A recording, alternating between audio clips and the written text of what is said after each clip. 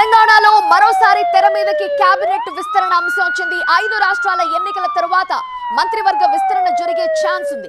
ప్రస్తుతం 5 రాష్ట్రాల ఎన్నికలపై కాంగ్రెస్ ఫోకస్ పెట్టింది. 5 రాష్ట్రాల ఎన్నికల ప్రచారంలో సీఎం సహా మంత్రులకు బాధ్యతలు అప్పగించారు. ఎన్నికల తరువాత పూర్తి స్థాయి కేబినెట్ ఉంటుందని కేరళం మీడియాకి చెప్పారు తెలంగాణ సీఎం.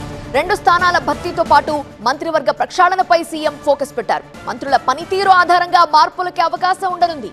హైకమాండ్ నుంచి గ్రీన్ సిగ్నల్ కోసం సీఎం ఎదురు చూస్తున్నారు. ఇప్పటికే మంత్రుల పనితీరుపై ప్రోగ్రెస్ రిపోర్ట్ రెడీ అయింది. అంతర్గత విభేదాలు రాకుండా చూసుకోవాలని రేవంత్ కి రాహుల్ ఇప్పటికే సూచించారు.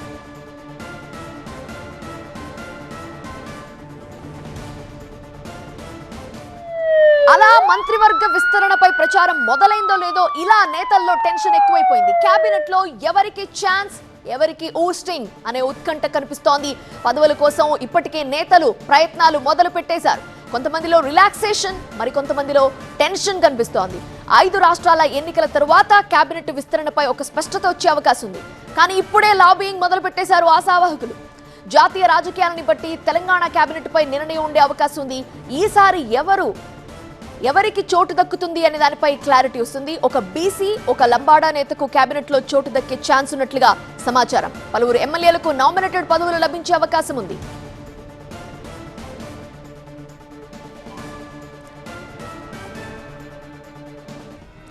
రెండున్నరేళ్లుగా కేబినెట్ బెర్త్ కోసం చాలా మంది ఉద్దండులు ఎదురు చూస్తున్నారు. పార్టీ కోసం కష్టపడిన వారికి పదవులు ఇవ్వాలంటూ ఒక్కొక్కరుగా గళం వినిపిస్తూనే ఉన్నారు. కోమటిరెడ్డి రాజగోపాల్ రెడ్డి, మల్రెడ్డి రంగారెడ్డి, ప్రేమ్ సాగర్ రావు సహా పలువురు కీలక నేతలు పదవి కోసం డిమాండ్ చేస్తున్నారు. దీంతో ఇప్పుడు మరోసారి కేబినెట్ విస్తరణ తెర మీదకి రావటం కాంగ్రెస్ రాజకీయాల్లో కలకలం రేపుతోంది. పార్టీ కోసం కష్టపడ్డ వారికే పదవులు ఇవ్వాలంటూ నిన్నటికి నిన్న ప్రేమ్ సాగర్ రావు బలమైన వాయిస్ వినిపించడం పరిస్థితికి అద్దం పడుతోంది. ఒకటి గుర్తుపెట్టుకోండి, మీరు ప్రభుత్వం వేరు, పార్టీ వేరు. ఎప్పుడైనా కూడా అటు ప్రభుత్వంలో ఎమ్మెల్యేలు అవసరాలు పంచాయతీలు ఉంటాయి కాబట్టి జరిగినాయి.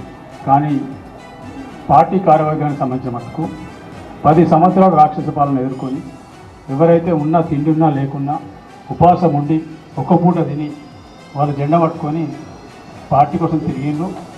అదేవిధంగా వాళ్ళ పరిస్థితి ఒకరొకరు నా మీదనే వారి కేసులు పెట్టింది. అట్లా జిల్లాలో చాలామంది మీద కేసులు ఉన్నాయి. కేసులు ఉన్నప్పుడు కేసులకు భయపడకుండా మేము చేసుకుంటాం. మేము ఇప్పుడు ఏదైతే కార్యవర్గం అంటే తప్పకుండా పరిస్థితులు పార్టీ పరిస్థితిని బట్టి చేసుకోవచ్చు.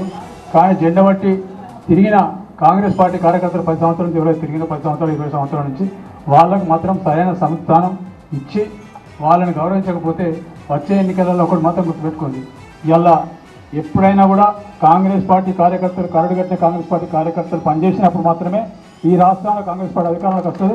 అప్పటి వరకు ఈ రాష్ట్రంలో అధికారంలోకి వచ్చే ప్రసక్తే లేదు. అది మొన్నటి గణావడది వాస్తవాలు.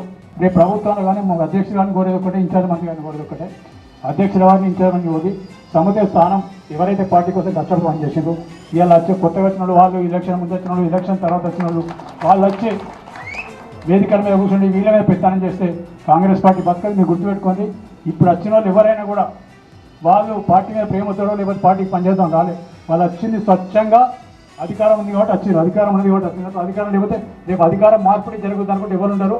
మళ్ళీ మీ ఇంట్లో కాంగ్రెస్ పార్టీ కార్యకర్తలు ఎవరైతే 20-15 సంవత్సరాల నుంచి పనిచేస్తున్నారో వాళ్ళే ఉంటారు, వాళ్ళే పనిచేస్తారు.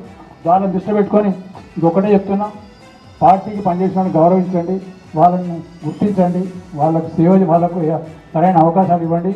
నామినేటెడ్ పదవులు కానీ లేకపోతే పార్టీ పదవులు కానీ అవకాశం ఇవ్వండి. అయితే విస్తరణతో పాటు ప్రక్షాళన విషయంలో కూడా ముఖ్యమంత్రి ఆలోచన చేస్తున్నారు. కొత్తగా చేరే వారి మీదే కాదు, ఎవరు ఊస్ట్ అవుతారు అనే ప్రశ్న కూడా తలెత్తుతోంది. ప్రస్తుతం కేబినెట్ లో 2 స్థానాలు ఖాళీగా ఉన్నాయి.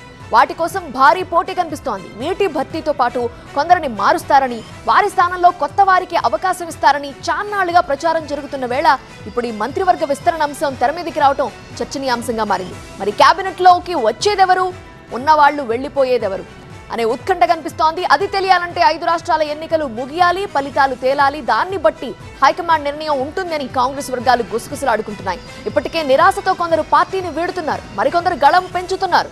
ఇలాంటి పరిస్థితుల్లో హైకమాండ్ నిర్ణయం ఎలా ఉంటుంది అనే ఆసక్తి కనిపిస్తోంది.